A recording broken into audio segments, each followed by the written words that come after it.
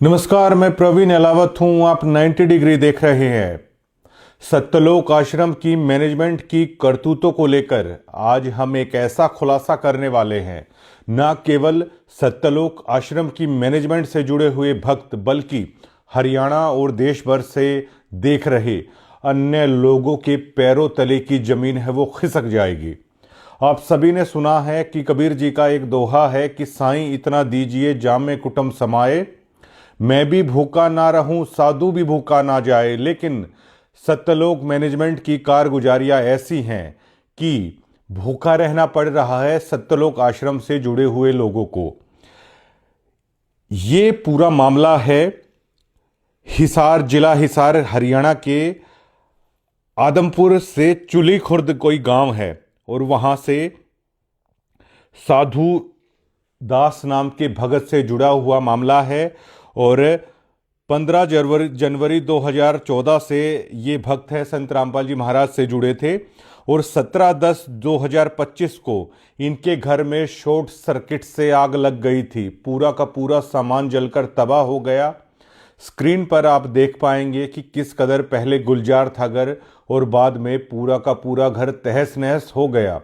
सत्यलोक आश्रम की तरफ से वहां पर उनके तनखैया पत्रकार भी आए थे। जोर शोर से अन्य भक्तों की और हरियाणा के अन्य लोगों की सिंपैथी बटोरने के लिए, गांव की सिंपैथी बटोरने के लिए बड़े बड़े दावे किए गए थे। लेकिन ये कहानी जब आप साधु दास के जुबान से सुनोगे तो आपको रोना आ जाएगा। 1000, 2000, 3000, 5000 करोड़ रुपए के बांटने के दावे करने वाली सत्यलोक आश्रम ने इस दुख की घड़ी में संत रामपाल जी महाराज के परम भक्त के साथ जो किया है उसको लेकर आप यकीन नहीं कर पाओगे। और सत्यलोक आश्रम की तरफ से जो दावा किया जा रहा है कि हम गुरुजी के आदेशों का पालन करते हैं, गुरुजी के आदेशों के बिना मैनेजमेंट में एक पत्ता तक नहीं हिलता। इन्हीं साधु दास ने संत रामपाल जी महाराज से प्रार्थना की थी और संत रामपाल जी महाराज ने आदेश दिया था कि भक्त का घर पहले से भी अच्छा बनाइए। लेकिन मैनेजमेंट की कारगुजारी ऐसी थी, सतगुरु रामपाल जी महाराज के आदेशों को ताक पर रख कर धर दिया और ज्यों का त्यों साधुराम अपने गमों को, अपनी दुख तकलीफों को बताए तो किसके आगे बताए। अब गांव वाले साधुराम का मजाक उड़ा रहे हैं कि आपके गुरुजी के बारे में दावे किए जा रहे हैं, हजारों करोड़ों रुपए की राहत सामग्री दे रहे हैं, घर बनवा रहे हैं, आप तो इतने पुराने डिब्यूटी हैं, आपका क्यों नहीं हुआ। ये बताते हुए फोन पर साधु दास है वो रो पड़ते हैं। अभी कुछ ही देर के बाद है हम उनको फ़ोन करेंगे और वो बातचीत को आप सुनना। क्या साधु दास का यही कसूर है कि वो संत रामपाल जी महाराज से जुड़ा, या साधु दास का ये कसूर है कि वो उस मैनेजमेंट से जुड़ गया जिसने उसके दुख, उसके दर्द में मुंह फेर लिया। आए आश्रम के तनखैये पत्रकार आए, लेकिन उस दर्द को केवल कैमरे में कैद किया, लोगों को दिखाया, झूठे आश्वासन दिए। आज वो वीडियो भी चैनल से डिलीट कर दी उन्होंने और साधुराम का दर्द आज ज्यों का त्यों है। वो दर्द आज नासूर बन चुका है और आप उन तस्वीरों को देख भी पा रहे हैं, वो वीडियोस भी हैं और आप स्क्रीन पे देख पाएंगे कि जो लाल धागे में लिपटे हुए ये 5 जो देख रहे हैं आप गोल गोल, जो सत्यलोक आश्रम से जुड़ा है वो इसे आसानी से समझ जाएगा कि पाठ जब करवाया जाता है तो नारियल के साथ ये चीज़ें दी जाती हैं। ये उस बात का सबूत है कि इन्होंने ज्योति के भी पैसे दिए, पाठ के भी पैसे दिए। स्क्रीन पे आप वो पर्चियाँ भी देख पाएंगे जो आश्रम की तरफ से दी जाती है। ये पर्ची नंबर 34887 पाठ सेवा 4/6/2023 को, नाम साधुदास, चूली खुर्द, हिसार, 15,000 रुपये, 21,000 रुपये का था, 15,000 इन्होंने जमा करा दिए थे और 11,000 रुपये बाद में दूसरी पर्ची में है। ऐसी ऐसी काफ़ी सारी पर्ची हैं, आप स्क्रीन में देख पा रहे हैं। ये पहली बार सत्यलोक आश्रम की कारगुजारियों का प्रूफ के साथ हम लोग दिखा रहे हैं और अब हम फोन मिलाते हैं।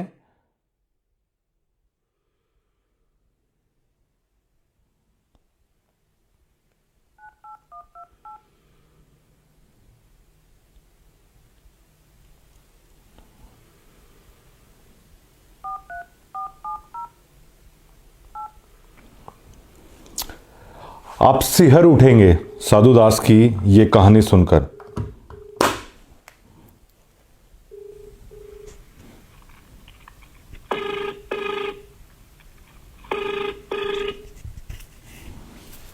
हेलो सत साहेब।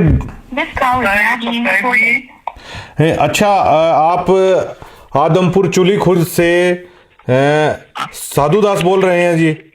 हाँ जी। अच्छा, मैं ये जानना चाहता हूँ कि आप संत रामपाल जी महाराज से कब जुड़े थे, और हमें जैसे पता चला है कि सत्यलोक आश्रम की तरफ से दावा किया गया था कि आपके घर में शॉर्ट सर्किट हुआ था, लेकिन सबसे पहले आप अपना परिचय दीजिए सर।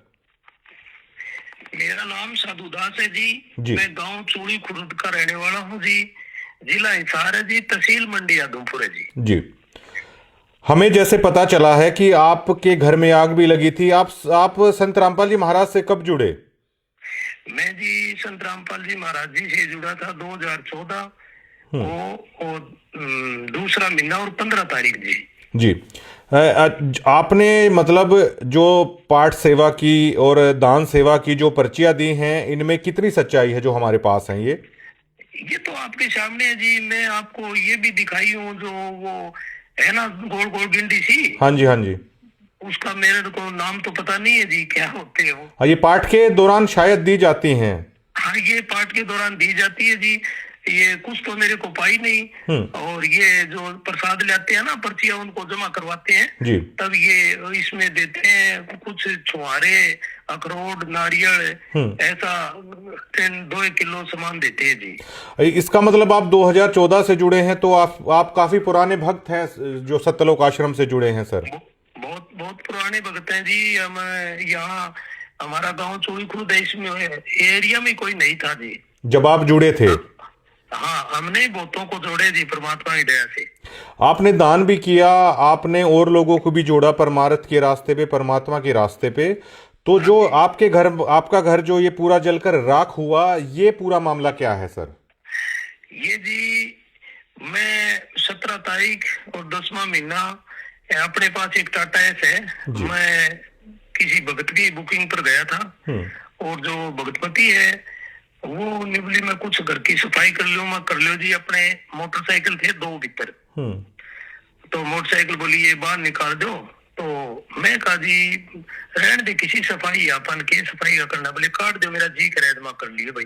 वो 2 मोटरसाइकिल बाहर काट दिए, और सामान कटवाने के लिए वो पड़ोसियों के पास अपने जो साथ में घर है वहां गई हुई थी। और वहां एक लड़की है, अपने जो चाचा लगते है, जो धर्मा सारण है जी। तो वह बोली के भाभी जी मैं कटवा दूंगी, आप 2 मिनट में बैठ जाओ, मैं कपड़े धो लूं। तो पीछे से कोई शॉर्ट सर्किट से आग लग गई। वो वहां बैठी थी, मैं बुकिंग पर गया हुआ था। आग लगने के बाद पड़ोसी बाज के आए, बोला भक्तों क्या कर रहे हो भाई? तो आपका धुआं लिकड़ा, घरे कोई आई नहीं। ये पड़ोसियों की जारी थी। जब फिर पता चला हमारे गाँव के सरपंच साहब, उनका हमेशा में घर है हमारा जी गली में ही, तो वो भी घर पर नहीं था। उसको मेरे को तो बताया गया कि भी जो वो सरपंच के घरवाली है, उन्होंने फोन किया। वो गांव चूड़ी में गया हुआ था। वो अंता रास्ते में ही आते आते फायर ब्रिगेड को फोन किया। फिर गांव वाले इकट्ठे हो गए, गांव वालों का भलाओ, पड़ोसियों का। उन्होंने मान लिया जल तो गया, फिर भी उन्होंने कुछ सामान जो बैटरी है हो रही है जलती आग में ही काटे थे। जो आपका जो आशियाना है मतलब पूरी तरीके से जलकर राख हुआ, उस वीडियो में भी साफ साफ उस फोटोज में हम देख सकते हैं। बिल्कुल जल के नष्ट हो गया जी। अच्छा, अब मुझे जहां तक पता चला है, क्या इसको लेकर आपने संत रामपाल जी महाराज से ये अरदास की थी घर के लिए, और क्या उन्होंने आदेश दिया था मैनेजमेंट को कि ऐसे ऐसे भक्त का घर जो जला है वो बनवा देना चाहिए? वो मैनेजमेंट ने उस आदेश का पालन नहीं किया। इसके बारे में कितनी सच्चाई है इन दावों में? देखो जी, मैंने पहले तो गुरुजी से बात नहीं की। पहले मैं जो ये गांव में पाइप देते हैं ना, हाँ, उनको पाइप दीवाने गया था आग लगने से पहले, जी। गांव चोड़ी कला में जी, ठीक है जी। और ये आग लगने के बाद में फिर मैंने सोचा भी गुरुजी सबका ही कर रहे हैं, कोई पाइप देनी है, किसका मकान बनवाना है, तो अपना घर जल गया, गुरुजियों से बात कर लें या प्रार्थना लिख के भेज दें। तो मैं गया था बरवाड़ा जी, और सरपंच साहब भी मेरे साथ गए थे। सरपंच साहब मेरे साथ गए थे, उन्होंने आपकी जो वो पैड होती है ना, वो पर्चा, उस पर लिख के दिया भी ये हमारे गांव का साधुदास बहुत पुराना भगत है, और ये कोई साई पर गया हुआ था बुकिंग पर, और पीछे से आग लग गई, इस गरीब का बिल्कुल जो घर है वो जल के सवा हो गए। तो ये लिखने के बाद में जो अमन दास है उनको दिया ना, तो उन्होंने वो पर्चा उस सरपंच को वापस दे दिया। बोले सरपंच साहब इसकी आपकी जरूरत नहीं है, ये तो हमारा भगत है, इसका तो फटाफट बनेगा, तो आप दोबारा और लिखो। तो एक मेरे साथ भगत और गया हुआ था, तो उसने भी वो दोबारा लिख के पर्चा सरपंच वाला वापस दे दिया, वो उनको फिर दे दिया। तो मेरे भगत जी उन्होंने ऐसा व्यवहार किया ना, सरपंच की भी बेइज्जती करी, भाई आपकी जरूरत नहीं है। तो मेरे को कुछ शक हुआ, मैं कह रहा ये कुछ गड़बड़ कर रहे हैं, मेरे वो बेईमाना लगा लो या भाई मेरे मन में फर्क हुआ भगत जी। फिर मेरे को ये लगा कि भाई आप परमात्मा से बात करूं तब मेरा शांति हो। तो भगत जी मैंने गुरुजियों से वहां जाके कुछ ये अन्नपूर्णा मुहिम का जो मकान बनते वो काम चल रहा था। मेरे को किसी भगत ने बताया कि 4 बजे फोन आएगा, ये इस बात का मेरे को भी पता है, क्यों हम जाते थे, ये लोगों के जो मकान बनते हैं वह हम फ्री में ही काम करवाते थे भगत जी, और साथ में गाड़ी भी ले जाते थे। तो भगत जी वहां गए, वहां मैं प्रिंकल दास है उसको मैं बताया भगत जी ये बात होगी, उनको पता तो था ही। तो बोले भगत जी कोई बात नहीं, गुरुजियों से बात कर लो। वो इतनी बार में भगत जी गुरुजियों का फोन आ गया। मैंने कहा परमात्मा ये बात हो गई, दास का सारा घर जल गया और भगतमती रो रही है। बोले बेटा जान बची तो ना खो पाए, फिर क्या बात हुई, कोई बात तो नहीं, परमात्मा की भक्ति करो। और प्रिंकल भाई यूं काम कर बेटा, भगत का पहले से घर बढ़िया बना दे, और जो जले वो सामान पहले से ज्यादा कर दो। अरे बेटा क्यों घबराओ, घर पहले से ढाटा भर देंगे। वहां से मैं आ गया भगत जी। आने के बाद में वो फतेहाबाद जिला है, वो प्रिंकल दास ने हिसार ये कोऑर्डिनेटर है कि मेरे को तो पता नहीं, मनोज दास इसके पास वो जो वीडियो रिकॉर्ड है वो सेंड कर दी। मैं बोला भगत जी ये तो पहले इनको पता है, ये तो संभाल ही नहीं रहे, बोले आप इनसे बात करना। तो मैं मनोज ने मैं कह रहा भाई एक बात था, आगे तो देखो आ रही यार, आए नहीं आप हमारे को घर में। बोला भाई साहब टाइम नहीं लगेगा, टाइम लगेगा तब आ जाएंगे। मनोज दास जो महाराज जी के छोटे बेटे हैं वो नहीं, जो मनोज है सीसा का, अच्छा सीसा, शायद गुरुजी के लड़के नहीं है ये। और अमन दास इसको मैं जानता नहीं, ये रोहतक के कहाँ के है। हाँ हरियाणा कोऑर्डिनेटर है अमन दास, हरियाणा कोऑर्डिनेटर। तो इन के बाद दूसरे या तीसरे दिन मैंने फोन कराया भगत जी, तो इन्होंने जवाब दिया कि गुरुजी ने कहा कि रामजादा ऐसे ही करता है, इसका कोई जरूरत नहीं है। मैं बोला भगत जी ऐसी बात, गुरुजी भगवान है वो, उन्होंने मैं बात करी तब उन्होंने ये बात कही, तो दोबारा ऐसी बात नहीं बोलेंगे वो। और बोले आपके पास तो मोटरसाइकिल है, टाटा हैस है। तो मैं बोले भाई ये किस्तों की है, जो भी मैं साधन ले आया हूँ, मैं आश्रम में फोन किया हूँ, फोन करवाने के बाद में 25,000 रुपए पाट के दिए मैं हर साधन के, और इनकी किस्त भी भरता हूँ। मेरे परमात्मा की दया से सब कुछ है, लेकिन अब मेरे यह जो झूंपड़ी है इसमें आग लग गई। मैं आपसे ये नहीं कह रहा मेरे पास साधन नहीं, साधन है ही, गुरुजी ने साधनों में तो नहीं किया ना। अच्छा इन्होंने ये कहा कि गुरुजी ने कहा है कि ये हरामजादा तो इसी तरह करता रहता है। हाँ ये बात कही है, और जबकि मैं जेल में भी मेरी गुरुजियों से बात हुई है, मेरे बहुत लाड करे भगत जी। गुरुजी को लेकर तो शायद कोई यकीन ना करे कि संत रामपाल जी महाराज भी कभी ऐसा बोल सकते हैं। नहीं भगत जी, गुरुजी कह नहीं सकते ऐसे जी। गुरुजी अंतर्यामी है, मेरे को ये भी पता है भगत जी कि जो गुरुजियों ने कहा नहीं कि बेटा तेरा जाओ भी प्रिंकल दास इसका पहले से ज्यादा घर भर दो, और बेटा घबराने की जरूरत नहीं। तो मेरे को ये भी विश्वास है इन्होंने तो जो चाल चलाई है वो चल गई, पर बाकी भगत जी मालिक तो करेंगे। तो जब और इन्होंने क्या क्या इस मुद्दे पर आगे आप बता रहे थे उसे कंटिन्यू कीजिए। मैं भगत जी धनाना आश्रम में भी गया जी, तो इन्होंने ये कहा कि भाई आप हमको पता चले कि आप गुरुद्रोही हो, पवन से मिले हो। अच्छा। मैं बोला भगत जी फिर मेरे को वहाँ आप मेरे को बुरा बताओ, मेरे को रीस आ गई भगत जी। मैं बोले भाई आपको कौन गुरुद्रोही बता रहे हैं, कौन पवनदास है? मैं तो भाई साहब से किसी मिले ही नहीं, जानता ही नहीं, मेरी बात कराओ। तो उन्होंने बात भी नहीं कराई। बोले कोई बात नहीं भगत जी, आप मिले नहीं हो तो फिर क्या बात है? बोले आप परमात्मा से माफी मांगो। मैं किस चीज की माफी मांगू बताओ? परमात्मा से 100 बार मांगू, मेरा ही घर जला, मैं क्या किस चीज की माफी मांगू? माफी मांगू आप, मेरी परमात्मा से बात हुई है या मेरी दोबारा बात कराओ, मेरी संतुष्टि हुई जी। तो इन्होंने भगत जी ये बात नहीं की।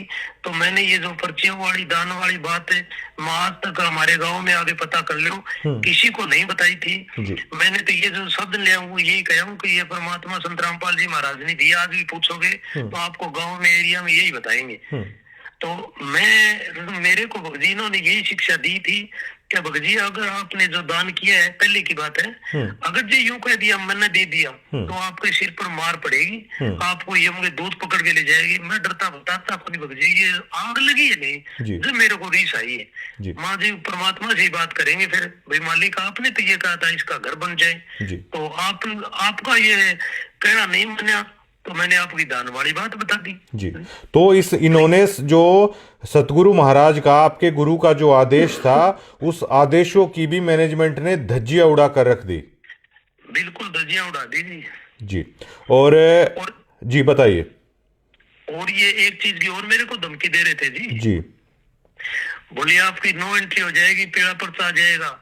तो मैं कहा साधु दास एक गरीब घर में जन्म जरूर लिए, भगत जी आपकी धमकियों से डरने वाला नहीं है। एक बार मरना है, एक बार जीवन मिलता है, कोई दिक्कत नहीं है। तो मेरा पीड़ा पर्चा तो 17 तारीख को आग लगी उसी दिन ही आ गया था जी। ठीक है। अच्छा ये बताइए आप, जो ये पीले पर्चे का बहुत सारा जिक्र होता है, ये पीले पर्चे का डर क्या है? जो मैं भक्तों के अंदर देखता हूँ बहुत डरते हैं पीले पर्चे के नाम पर। भगत जी मेरे को तो ऐसा लग रहा है भाई, आप वैसे राजनीति की बात नहीं करते जी। मेरे तो दिमाग में ये बात है, जैसे कोई सरकार के खिलाफ बोलता है वो तो होता है देशद्रोही, ठीक है जी, आपका हक मांगे। और इन्होंने ये एक षड्यंत्र बना रखा है कि इनके जो खिलाफ बोलेगा, इनकी कोई सच्चाई उजागर करेगा तो इन्होंने पीले पर्चे का डर बिठा रखा है जी। आपकी नो एंट्री हो जाएगी। उस नो एंट्री के बाद मतलब क्या फर्क पड़ता है आप लोगों पर? ये कहते हैं आश्रम में नहीं आने देंगे जी। अच्छा साधुदास जी मुझे ये बताइए कि हरियाणा में हर कोई आदमी जानता है कि अगर एक आपके पास छोटा हाथी का बच्चा वगैरह आप चलाते हो क्या? हाँ जी, ये अपने किस्तों पर है। अच्छा किस्तों पर है। अच्छा ये बताइए कि हरियाणा में हर आदमी जानता है कि मतलब आप अपना दिहाड़ी मजदूरी एक तरीके से करके अपना पेट पाल रहे हैं। खूब जानते हैं भगत जी, खूब जानते हैं जी। अच्छा ये बताइए आप, तो ये जो आप दान करते थे, आपने काफी सारा दान भी किया है परमात्मा के नाम पर, तो एक दिहाड़ी मजदूरी करके मतलब आप इसका मतलब आपने तो बड़ी मशक्कत से वो पैसा जोड़ के दान में किया है, आपकी तो खून पसीने की वो कमाई थी। भगत जी 2 रुपए ब्याज के लेके भी किया है, जो ब्याज वाले अभी तक मांगते हैं पैसे। अच्छा जो पाठ और जो आपने बाकी दान की जो सेवा की है। हाँ भगत जी इन्होंने ये शिक्षा दी थी जी कि एक हिसार के अंदर ऑटो वाला है। अच्छा। ऑटो वाले का जो किस्तों का जो लोन था वो पूरा हो गया, उसने दोबारा लोन लेके इकट्ठे आश्रम में 2 लाख रुपए दे दिए, ऑटो चलाता है वो। तो आप क्या नहीं कर सकते भगत जी? देखो कि ये ऐसी प्रेरणा करते हैं भक्तों के अंदर जी। ये कौन करता है ऐसे? ये भगत जी ये भक्तों में फैलाते हैं बात। अच्छा। भक्तों के अंदर जिक्र करते हैं और वो फिर एक दूसरे के आगे करते हैं। मैं तो समझ गया भगत जी, क्या पता ये आग कोई भलाई नहीं लगी हमारे। और भगत जी आप यहाँ आके पता करोगे नहीं जी, तो आपको दोनों गांव में, हमारा गांव चूड़ी कला और खुर्द साथ में मिलता है ये जी। सरपंच 2 है, पंचायत 2 है इनकी। बाकी आप आगे पूछोगे नहीं तो आपको ये बताएगी भी ये बहुत पुराना कट्टर भगत है जी। हाँ वो तो आपसे बात करके भी लग रहा है, और आपने जो चीज़ें प्रोवाइड कराई हैं वो उसके पुख्ता सबूत हैं। अच्छा ये बताइए कि जो सतलोक आश्रम में जो लोग दान कर रहे हैं, आप दान के प्रति इतने जागरूक हैं, ये इतना दान आप मेहनत मजदूरी करके या ब्याज पे भी उठा के, ये किस प्रेरणा से मतलब आप लोग करते हैं? ये भगत जी ऐसे बताते हैं कि जैसे बोले 5 यज्ञ होते हैं, जी दान धर्म और ये जो ये 5 यज्ञ बताते हैं हवन, जी इससे करवाते हैं ये। और एक और भक्त जी मेरे को तो शंका हो रही है, कभी हमने ये बताते हैं कि गुरुजी ऐसे बताते हैं आपने कार की, कोठे की, बंगले की सोच नहीं करनी है, तो मेरे को तो शक ऐसे हुआ भक्त जी जो दास का घर जला जी 17 तारीख 10वां महीने को, जब तो इन्होंने मनोज दास है, मैंने बोला भाई आपका नामखंड है, मैं कहा तेरे को कैसे पता चल गया भाई नामखंड है, मेरा घर जल गया। तो मैं कहा भाई मनोज मेरे को ये बता, जो मार्बल सिटी के अंदर गुरुजी की लड़की का मकान है और उसमें करोड़ों का माल जला है, मैंने सुना उनको उन्होंने ही कोई औरों ने उनको निकाला है, उनकी जान बची है मसा मसा। तो वहां भगत जी आप यूं कह रहे हो कि भी ये तो परमात्मा की लीला है, तो वहां मालक की लीला है, यहाँ नामखंड है, नामखंड है। तो आप ये बताओ मेरे को, संत रामपाल जी महाराज आप हो या संत रामपाल जी महाराज जो 2 नंबर जेल के अंदर बैठे हैं वो है? मैंने इनको बहुत फटकार लगाई भगत जी मैं, और वो जो बलवान मास्टर जी है ना वहाँ भिवाड़ी आश्रम में जी, उनके पास भी मैं गया था। मैं कहा भगत जी गुरुजियों में जो ये आदेश है उनकी ये धज्जियां उड़ा रहे हैं। तो भगत जी मेरे को तो एक बात समझ में आई है कि नीचे से लेकर ऊपर तक ये सब मिले हुए हैं, इन्होंने एक षड्यंत्र बना रखे हैं। और मैं तो ये लिखता हूँ, मेरे आपको फेसबुक पे बहुत कमेंट पा जाएंगे, मैं कहता हूँ रे संगत वालों आपकी आंख खोलो, जो मेरे आस पड़ोस के जो भगत भाई है मंडी ब्लॉक में बहुत है, और जो मैं बात करी थी वहां भी 150 भगत थे, उनको ये पता है गुरुजियों ने आदेश दिए। मैं को इनसे ये तो पूछ लो संगत वालों से कि जो भगवान ने आदेश दिया था उसका क्या हुआ, और ये इनको पीले पर्चे का डर दिखा रखे। अच्छा साधुदास जी मुझे एक चीज और बताइए कि जब आपने नाम लिया, मैंने ऐसा सुना है कि संत रामपाल जी महाराज अपने भक्तों को राजनीति से दूर रहने की शिक्षा वो देते थे। हाँ जी। आज आश्रम में भी बहुत सारे राजनेता आते हैं और मुझे ये भी पता चला है चुनाव के दरमियान भी गुरुजी का आदेश बता के या रैलियों में भी गुरुजी का आदेश बता के भक्तों को भेजा जाता है। इन बातों में कितनी सच्चाई है? क्या महाराज जी राजनीति से दूर रहने की शिक्षा अपने भक्तों को देते थे और आज क्या हो रहा है? महाराज जी आश्रम में होते थे ना भगत जी, तो मैंने 2014 में नाम लिया हूँ, पहले का तो मेरे को पता नहीं जी। वहाँ इतनी तक थी, अगर कोई राजनेता है ना उसकी आश्रम में एंट्री नहीं थी। अच्छा। हाँ, और जो अभी है नहीं भगत जी, आपको एक और गुप्त बात बताऊं मैं, हमारे गांव में सरपंची का इलेक्शन हुआ था। अच्छा। और गुरुजी के लड़के को वहाँ जो एक जेल वार्ड है हमारे गांव का है, उन्होंने कहा था कि आपके भगत है वहाँ, तो आप मेरा भाई खड़े हैं तो सरपंची के बारे में आप कह देना अभी वोट दे दे।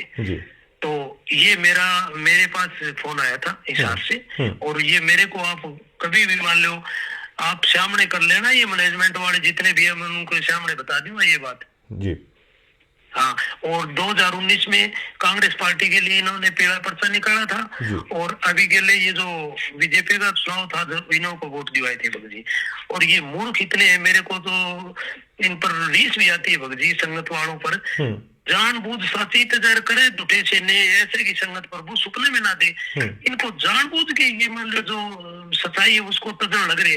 मैं इनसे पूछता हूँ कि भैया हमने कहा कि नहीं कहा, ये जो वोटों के लिए ये कहने लगे, परमात्मा तो ऐसे कहते हैं कि अगर घर का भाई खड़ा हो जाए नहीं उसको वोट दे दे, उसकी सपोर्ट नहीं करनी है, उसके साथ गांव में नहीं फिरना है। बताओ, तो ये बात है भगत जी।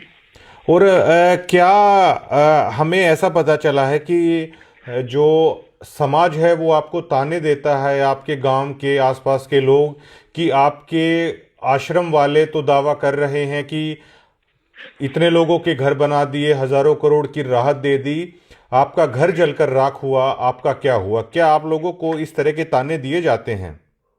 ताने दिए जा रहे हैं भगत जी। यहाँ आश्रम से कुछ लोग आए भगत जी, भगत आए तो जैसे हमारे घर में मांझा गुदड़े जो भी है शोर छोड़िए सब जल गए, राख हो गए। तो हमारे गांव के पास एक मराना है 6 किलोमीटर, वहां से कुछ भक्तों ने मेरे पास शोड़ मांझे ले आके छोड़ दिए। जी। तो ये 2-3 दिन बाद में आए। जी। आग लगने के बाद में शायद 10-15 दिन भी निकल गए होंगे। तो आने के बाद में एक लेडीज थी, मेरे को पता नहीं कौन ही वह, मैं यहाँ था नहीं, मैं बुकिंग पर गया हुआ था। जी। तो इन्होंने क्या है, आपके मांझे बच गए, आपके फलानी चीज बच गई। जी।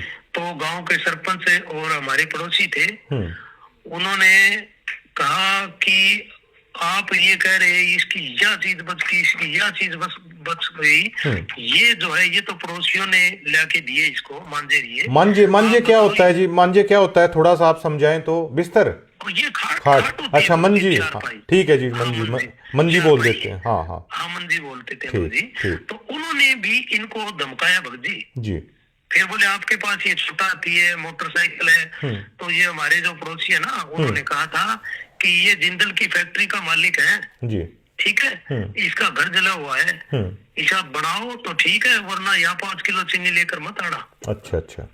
हाँ, तो ये भगजी वहां जाके ज्यादा वकालत करी, तो इन्होंने गांव वाले सरपंचों ने इन्हें धमकाया और था जी। फिलहाल मतलब जो देखिए, आपके बच्चे भी हैं, आपकी धर्मपत्नी भी है, आप लोगों के साथ ऐसा हुआ, तो एक परिवार के तौर पर मतलब आप कैसा महसूस करते हैं कि आप लोग क्या सोच के जुड़े और मतलब किस तरीके से चल रहा है? एक परिवार के तौर पर आप कितना टूट चुके हैं इस घटना के बाद? जी, टूटे के को मैं इतना टूट चुका हूँ कि जो अपने 2 बच्चे हैं जी, मैं उनको भी ये कहता था पढ़ाई की कोई जरूरत नहीं है, आप माला काटो जी, परमात्मा सतलोक में ले जाएगा जी, ठीक है। अब वो ही न्यू कहते हैं बच्चे मेरे को कि पिताजी आप ये कह रहे थे माला काटो, आपको सतलोक में ले जाए, सतलोक में तो आप कद जाओगे, अपना तो घर है झूपड़ी और बड़गी जी। और इसकी गुरुजियों की जो परमात्मा धरती पर आ रहे हैं, उनकी ये मैनेजमेंट आए कौन चलन दे, तो सतलोक में ये कैसे ले जाएंगे? ये वो तो अंतर्यामी, उनको पता नहीं है, इन मैनेजमेंट वालों को धमका नहीं सकते भाई ये कैसे कर रहे हैं। आपकी सुन के मैं भी मतलब अंदर तक हिल जा रहा हूं, तो मैं समझ पा रहा हूं कि आप लोगों पर क्या बीती है। तो ये जो मैनेजमेंट को आप किस तरीके से देखते हैं? क्योंकि ये लोग दावा करते हैं बिना सतगुरु महाराज की आज्ञा के बिना पत्ता भी नहीं हिल रहा, ये इस तरह के दावे करते हैं, तो आप क्या सोचते हैं? ये बेमतलबी बकवास है भगत जी। इन्होंने ये एक बिल्कुल 1001% धंधा बना रखे। शादी होती है, 2 बच्चों की रमैनी होती है, ये ऐसी उन पर प्रेशर डालते हैं कि लड़की वाले 2 पार्ट लगवाएं, लड़के वाला 2 पार्ट लगवाएं। ये दावा किया जा रहा है कि फ्री में हो रहा है सब कुछ। कुछ नहीं हो रहा भगत जी, फ्री में। मेरे पास सबूत है, सारनाम लेने गया था, 25,000 रुपए के 2 पार्ट लगे, 25-25 के। आप कहां से लाएंगे फिर 2 सदस्यों का 50,000 रुपए? आप सारनाम लेने गए? मैंने तो सतलोक में जाना था, हमने तो कुछ ब्याज पर लेकर कुछ ये छोटे हाथों की कमाई से कर करके दे दिए। घर बनाने की सोची नहीं, घर का हाल देखो तो ऐसा भूंडा है। अब मेरे को ये जो कुछ गिने चुने भगत है जो वहाँ खाने के लिए जाते हैं, वहाँ कुछ देते तो हाथ नहीं। हमारे गांव में भी है ऐसे भगत, तो मैं उन्होंने कहा भाई मैंने तो लाखों रुपए लुटाए वहाँ। अच्छा। आपको क्या भाई थाने रीस क्यों आवे? थाने रीस की मैं देव हाथ कौन था, मैं तो दे रहा क्यों जब मैंने रीस। अच्छा आप ये बताइए आप साधुदास जी कि सतलोक के नाम पे, सारनाम देने के नाम पे पाठ का लिया जाता है, क्या भक्त ऐसे होते हैं वाकई में कि सारनाम देने का अगर ये 2 लाख रुपए लेने लग जाएं तो क्या भक्त फिर भी देंगे? भगत जी कोई देना रहा वो तो दे ही सके, बाकी मैं तो जो यहाँ जोड़े हूँ नहीं भक्तों को, अब मेरे को आगे जो बूढ़ी ढेरी लुगाइयां हैं वो उड़मा देती है, कोई मौसी है, कोई ताई है, कि बेटा तुमने हमको वहां फंसाया। उन्होंने कोई 10,000 कोई 5,000 जो जोड़ती है पेंशन की, और जो बूढ़ा पेंशन मिलती है, हाँ जी, तो वह भी उन्होंने आश्रम में दान कर दिए भगत जी। उनकी ऐसी हालत बना रखी इन्होंने। और मैं तो ये कह रहा हूँ कि भैया समय रहते जाग जाओ।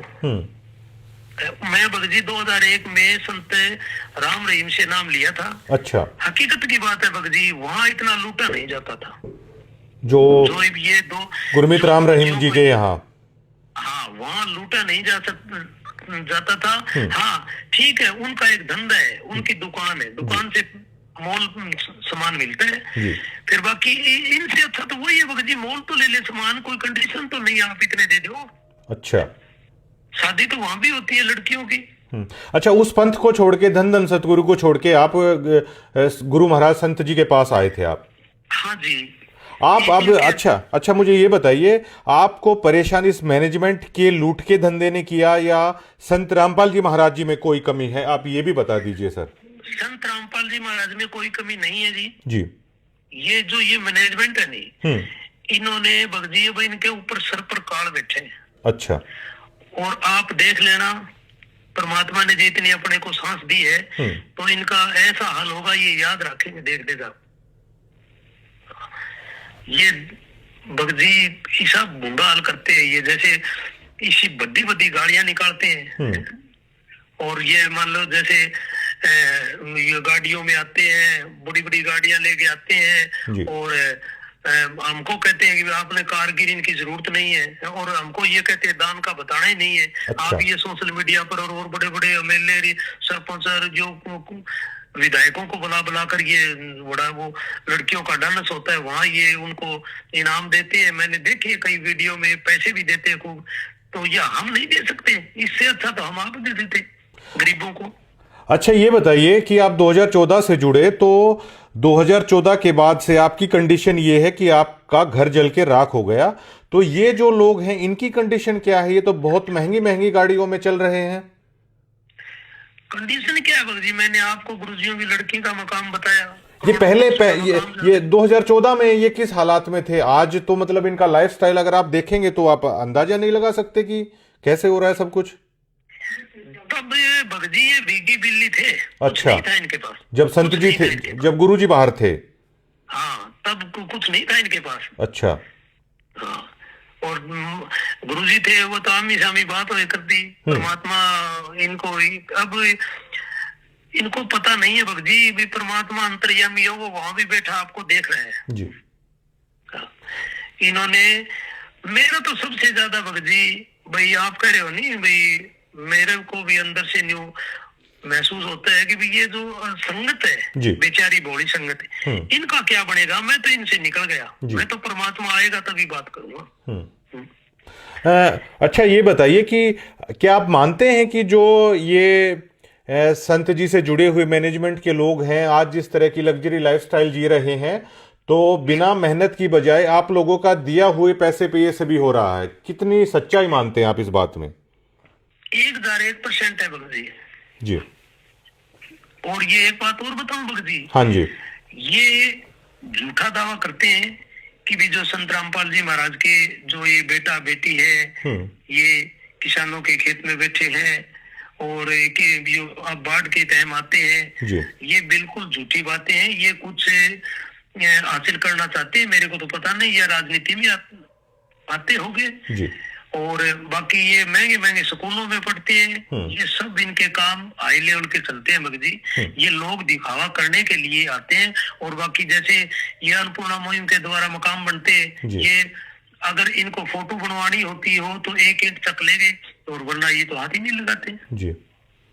बताओ। अच्छा, ये बताइए कि आपके दिल पे क्या बीतती है जब लोग आपको ताने देते होंगे कि संत रामपाल जी महाराज से जुड़ के आज आपके हालात क्या हैं, तो आपकी मनोस्थिति क्या होती है, आपकी, आपके परिवार की, आपके बच्चों की? तो मतलब क्या चलता है आपके अंदर जब लोग ताने देते हैं आपको? भगत जी, चलता ये है कि जैसे 2014 से जुड़ा था जी है, अब लोग कहते हैं कि तू संत रामपाल जी महाराज की खातिर ऐसे कहता था, ऐसे कहता था। क्यों? जो हमारे गिरी पंथ का एक डेरा है चंडीगिरी का, तो यहाँ एक वो मनसा गिरी जी थे, फौजी थे महात्मा, तो उनके साथ मेरी लड़ाई भी हुई थी। उन्होंने कहा था कि भाई ये आपने पुस्तक बांटी तो आपको ये कर देंगे, ये कर देंगे। तो उनके साथ मेरी खूब लड़ाई हुई थी। उन्होंने कई दिन से वो गाना भी चलाया था, जो वो वहाँ केदारनाथ में बाढ़ आई थी ना, लोग मरे थे। हाँ। उसके नाम पे और गुरुजियों के नाम पर उसके वो सेम गाना निकाला था। हाँ। तो मेरी बहुत गुरुजियों के जो सत्संग लाइन है भगत जी, जो नाम दीक्षा देते हैं, मैं यही कहता था संत रामपाल जी महाराज पूरे विश्व में ही एक ये तत्वदर्शी संत है, और कोई धरती पर ज्ञान है ही ना इनके सिवा। तो मेरी बहुत उमंग थी भगत जी, भक्तों को बहुत जोड़ता था, गाड़ी में ले जाता था। और वो उन उमंगों पर इन्होंने हमारे गांव में या एरिया में मेरे को बोलने जो का नहीं छोड़ा। और लोगों ने मेरी मजाक बनाई है कि ले ले टिंडे ले लिए कितने। मैं एक भी उनको कहूँ भाई गुरुजी ठीक है ये कर रहे हैं गलत सारा गुरुजी। जी, तो इन लोगों का कहाँ ठिकाना बनेगा जब आप जैसे श्रद्धावान की श्रद्धा को इन्होंने तहस नहस कर दिया? क्या मानते हैं आप? ठिकाना बनने लग रही है भक्ति। तो इनके जो संगत जुड़ी हुई है, जैसे आपने सोजत का देखा होगा, वहाँ तो एक बच्चे की मौत हुई है, एक वो जो उसकी माता जी है कौन है वो, उनके भी कोई टाबर टिकर होने वाला था, वो भी मेरे जान में अभी बीमार है, वो झटका लगे। हाँ, आज भी एक्सीडेंट में आश्रम में आए हुए थे राजस्थान के कुछ किसान या जाट नेता थे, तो उनकी भी आज एक्सीडेंट में मौत हुई है। ये भी मामला काफ़ी चल रहा है। अच्छा सर, ये बताइए, ये और मुझे बताइए आप, क्या आप इस पूरे मामले में जो मैनेजमेंट है, क्या वो जातिगत भेदभाव क्या होता है वहाँ पर? क्या आप ये मानते हैं आपके मामले में कोई जातिगत भेदभाव भी हुआ? जातिगत भेदभाव जी, जैसे इनको हमारे जो घर है ना, हाँ जी। इनको पता चला कि भी ये एक दानक समाज से, दानक जाति से बिलोंग करता है जी, तो इन्होंने उस परमात्मा के आदेश को ही खारिज कर दिया इन्होंने, सिर्फ इसलिए कि जातिगत आधार पर आप मानते हैं? बिल्कुल करते हैं भगत जी। परमात्मा के बच्चे हैं, झूठ नहीं बोलते। तो और जो एक और बात बताऊं भगत हाँ जी, हाँ जी, जैसे फतेहाबाद एरिया में मकाम बनते हैं, जी, हिसार जिले में मकाम बनते हैं, जी, जो गुरुजियों के लिए इतने गंदी भाषा बोले, जिन्होंने बाठे मारे, हाँ, उन्हीं लोगों के ये मकान बनाते हैं, क्योंकि उनका एरिया है, ये कोऑर्डिनेटर है या कोई सरपंच के कहने से उनकी जान पहचान वालों के मकान बनाते हैं। मैं आप खुद सेवा में गया हुआ हूँ। अभी मेरे को जब तो मेरे आंखों के आगे पट्टी बंधी हुई थी, हाँ, और अपना खुद का घर जाए तब मेरी ये आंखों की पट्टी खुली है भगत जी। तो परमात्मा तो कहते हैं कि वो जो परमात्मा होगा, पूर्ण संत होगा, वो समदृष्टि रखेगा, वो चाहे जातिगत हो चाहे धार्मिक हो, किसी के साथ भेदभाव नहीं करेगा। तो क्या ये उससे उलट चल रहे हैं? ये समदृष्टि किमी को रखा भगत जी, कुछ ही समदृष्टि को नहीं इनकी जे, इनका जे मैं बताऊं कि था ना, अब जैसे हमारी ये वीडियो आई है जी, अब और भी आएगी, मैं के रुकने वाला नहीं हूँ जी। इनका जोर चल ले तो ये गोली मार दे, समदृष्टि तो क्या नहीं रखे, ये गरीब ने खा जा जी। आश्रम के ऊपर जो संत महाराज जी की फोटो है, उसके ऊपर लिखा हुआ है कि धानक रूप रहा करतार। भगत जी, ये जो परमात्मा है नहीं, उस पर तो लिख रखे ये धानक रूप रहा करतार। हाँ, ये ऐसा नहीं मानते हैं। ये जो पहले हमने अंग्रेजों का जो वो राज था, ये मुगलों का बोलते हैं ना, ये उससे गए गुजरे हैं ये लोग, जो मैनेजमेंट वाले हैं। हाँ, ये उनसे भी गए गुजरे हैं। मैं तो अब इनको मिलाकर देखे नहीं तो इनसे जो अंग्रेज लोग थे ना, वो बहुत अच्छे थे।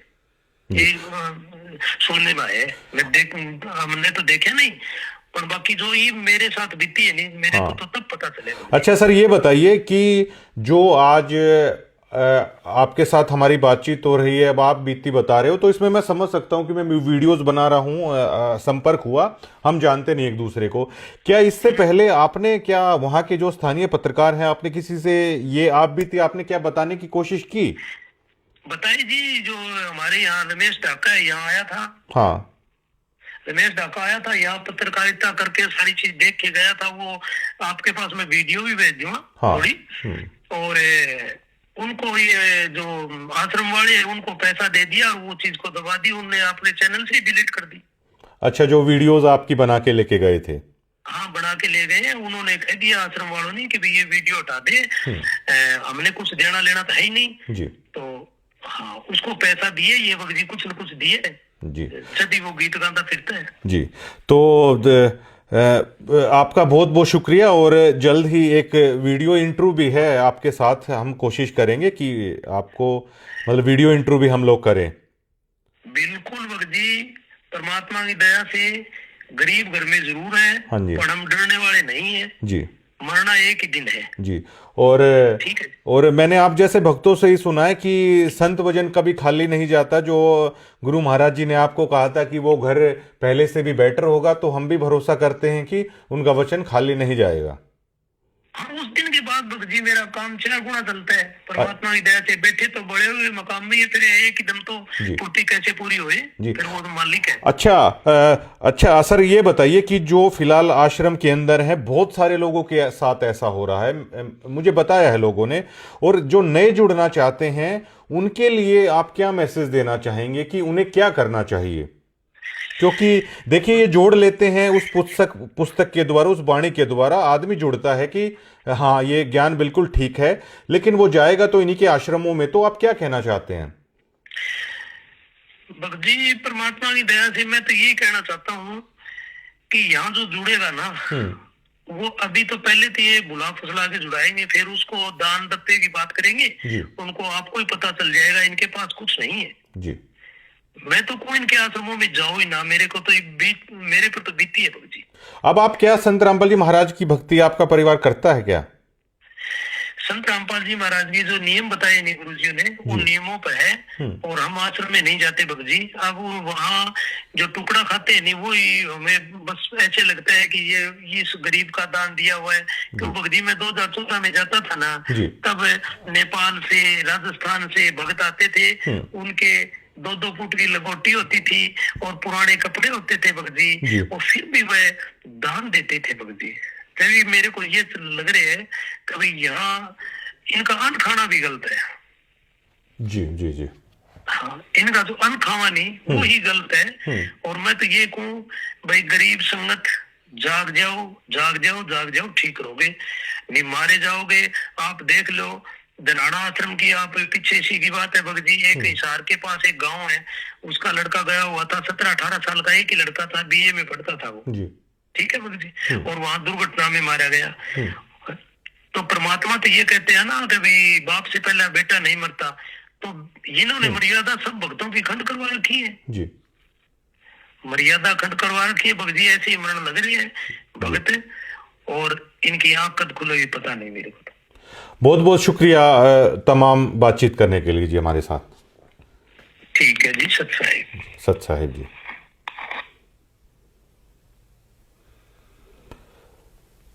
अभी आपने ये सुना कि इससे आगे कहने के लिए मेरे पास शब्द नहीं है, और अगर आपने इस साधु दास के परिवार की अगर दास्तां सुनी होगी ना, तो आज वो लोग कह रहे हैं कि लोग उन्हें ताना देते हैं, और समाज के ताने हर पल हर दिन उस परिवार पर क्या गुजर रही होगी।